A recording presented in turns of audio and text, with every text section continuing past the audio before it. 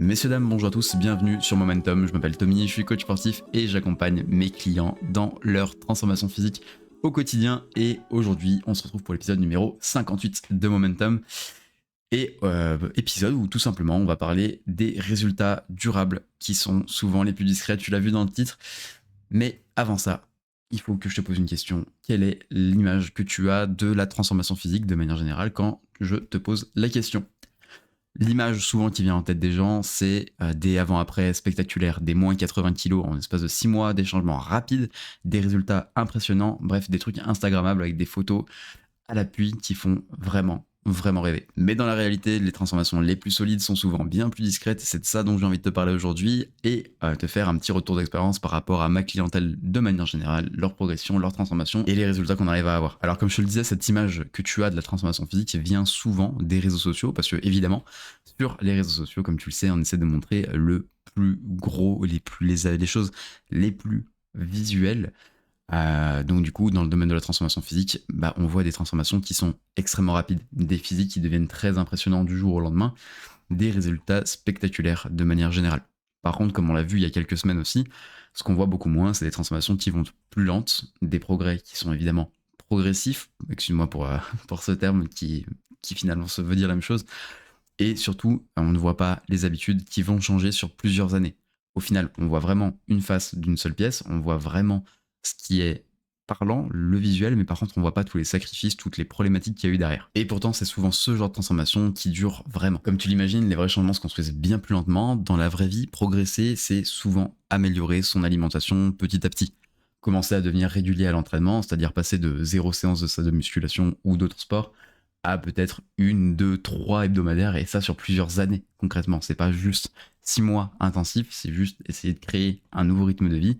Et ça passe par des changements, des micro-changements qui vont être vraiment réguliers, lents et dans le temps. Troisième point de progression, souvent, c'est la prise de confiance en soi. Au début, on a l'impression qu'on n'est pas du tout capable de faire quoi que ce soit, et petit à petit, on arrive à comprendre que les vrais changements vont arriver et qu'on est capable de faire les efforts nécessaires. Et du coup, tu vas être d'accord avec moi, mis à part peut-être la régularité à l'entraînement où les gens vont te voir un petit peu, ton amélioration au niveau de la diète et de ta prise de confiance en toi, les personnes vont pas forcément le voir. Donc du coup, c'est souvent des changements qui ne sont pas du tout visibles par les autres, mais avec le temps, ce qui va se passer, c'est qu'il y a une construction d'une transformation bien plus solide qui va se créer dans le temps. Et dernier point, ce qui est rapide, c'est souvent bien moins durable que ce genre de petits changements step by step dont je te parlais juste avant.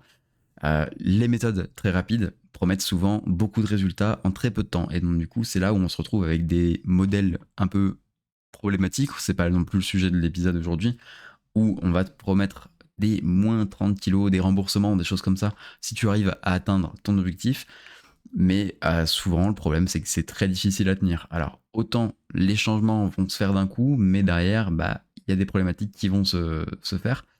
Et par exemple, on va pouvoir retrouver l'effet yo-yo. Après un très gros régime, ce qu'on constate souvent, c'est que si la personne a complètement eu un régime restrictif, je parle bien d'un régime restrictif et non pas un rééquilibrage alimentaire, ces personnes-là, souvent, se retrouvent démoralisées, commencent à retaper dans leurs anciennes habitudes et au final reprennent le poids qu'elles ont perdu et souvent prennent un surplus en plus de ça. Alors qu'à l'inverse, comme je te le disais, les changements progressifs permettent de te construire des nouvelles habitudes, ce qui va permettre du coup de stabiliser tes résultats et d'avancer progressivement vers ton objectif. Et aussi, évidemment, éviter l'effet yo-yo dont je te parlais il y a quelques secondes. Donc tu l'as compris, les transformations les plus impressionnantes ne sont pas toujours les plus durables. Les résultats solides, par contre, eux, peuvent souvent être progressifs, plus discrets, mais surtout profondément ancrés.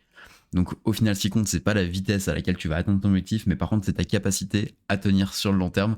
Et sur cette bonne parole, si cet épisode t'a parlé, tu peux évidemment l'envoyer à un ami, mettre un petit like, un petit note sur Spotify ou un commentaire sur YouTube. Moi, ça me fait toujours plaisir, j'essaie de te lire systématiquement et de te répondre.